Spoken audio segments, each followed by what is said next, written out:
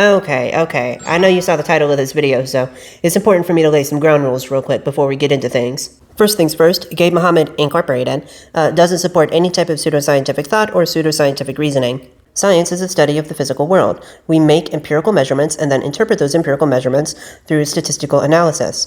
We have hypotheses, we test those hypotheses with observation, and then we interpret the results of those hypotheses, and we try to deem whether those original ideas are valid or not. We question everything, but then once we have verifiable proof that something is real, which is to say is a usable model for reality, then we inundate it, we accept it, and we discard everything else that doesn't resonate with us. Reading tarot is an act of divination without any physical means of measuring or interpreting or predicting reality. That's pseudoscience. So yeah, let's just get that one squared away real quick. Instead, I want to offer new paradigms, new perspectives in terms of embracing or utilizing tarot reading as a performance art, as a technology, and even as wisdom of the crowd. 50 days ago, I brought to you breaking news in the tarot reading world. A tarot reader, going by Alex Reads Tarot, stopped reading tarot cards. The tarot readers in the community, both the performers and the consumers alike, were rife with righteous indignation, a type of spiritual ire even. That was my first foray into describing tarot cards, more specifically as a narrative-building tool for use in performance. If there's one thing that CJ the X gets right that I don't give him enough credit for, it's that entitlement between audiences and artists does exist. Audiences aren't entitled to any type of art that they themselves are not making. An audience member can just as easily become an artist themselves and artifice into reality the art they want to see in the world. If you're upset that Alex Reads Tarot is no longer reading tarot, bitch, start reading tarot. What are we talking about? All the tools necessary are right in front of you. Like, it's giving The Sims in the pool without the ladder. Bitch, just climb out. What? In that video, I glossed over my description of tarot cards as a tool for narrative construction, or really narrative deconstruction. Tarot cards give us a frame of reference for describing narrative, which means we can also use the tarot cards to deconstruct that same narrative. I believe that divination in general was one of humanity's first metaphysical technologies in terms of mapping meaning onto the real world.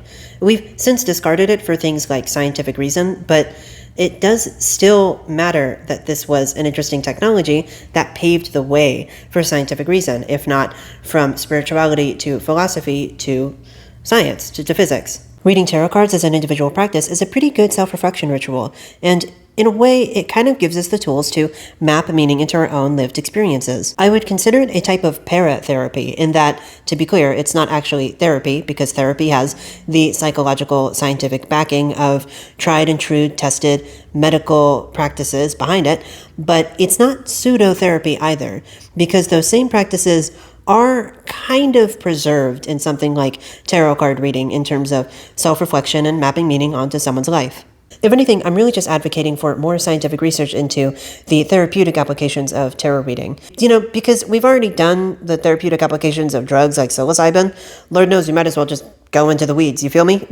Okay, so I think we're about done with the scientifically sound part of this video. It's time for us to start getting a little more scientifically dubious. As I start talking about more abstract concepts, it's going to be harder for me to find more scientifically rigorous, or at the very least, hypothetically testable explanations for what I'm going to try and philosophically spout. All I ask of you, my dear viewer, is the suspension of your disbelief and your ability to discard that which doesn't resonate. I would argue that many parts of modern life are actually defined metaphysically. Money and gender and love, oh my. Many a social construct just waiting to collapse. We live our daily lives going through such abstract nonsense that, in a way, I think the only way to make solid predictions about those metaphysical concepts is through metaphysical means. And for this, I'm not just referring to tarot, I'm actually also referring to astrology. What you have to understand about ancient humans is that they didn't have writing systems. They stored information orally, and most interpretations of time came from the heavens. Predictions as to when to do what were spoken, and the times as to when to do that thing were dictated mostly by the constellations. And so in a way, while I do fully believe that astrology cannot make definitive predictions about a single individual's personality, because that's complete total bullshit, I do kind of a little bit believe in astrology's ability to make general fatalistic predictions about environments or regions or peoples as a whole. And what I'm referring to is essentially this abstract concept of the wisdom of the crowd. It's just that for me, the crowd specifically is dead, or most of that crowd is dead.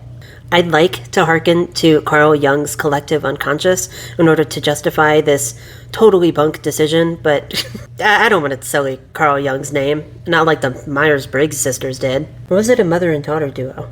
Whatever, the point still stands. I believe that the individual practice of reading and or interpreting tarot cards can give us glimpses into the metaphysical, the unconscious, and the ever so slightly autistic. I don't want to leave with you the impression that I wholly believe in pseudoscience, because that's just blatantly not true. But I do want to leave with you a gift. I don't think that spirituality and science can ever be reconciled into a holistic worldview, but I do think that the rational and logical world can be reconciled with the intuitive, the abstract, the ethereal, the spiritual. The world forms within us the ability to map meaning onto it, as well as the tools to do so, and I believe that each of us gets to make that choice ourselves. Thank you for consuming this video, the rapid pace that you consumed it. Check in with me tomorrow. I will be having a live roundtable discussion with that one charm witch and that other ruby witch, where they will be my nightmare blunt rotation.